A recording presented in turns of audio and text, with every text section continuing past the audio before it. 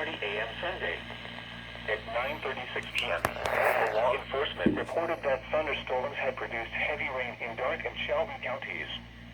Rainfall in excess of 2 inches has already fallen, with numerous roads closed due to high water in northern Darke and most of Shelby County.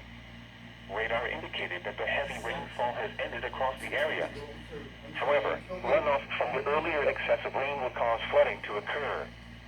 Some locations that will experience flooding include Sydney, Versailles, Newport, Union City, Enna, Fort Loramie, Jackson Center, Ansonia, Harding, Webster, Russia, Port Jefferson, Osgood, North Star, Rossburg, Lockington, Yorkshire, Monta, Newbern, and Darke County Airport. Turn around. Don't drown when encountering flooded roads. Most flood deaths occur in vehicles. Be especially cautious at night when it is harder to recognize the dangers of flooding. To report flooding, go to our website at weather.gov/ILN and submit your report via social media when you can do so safely.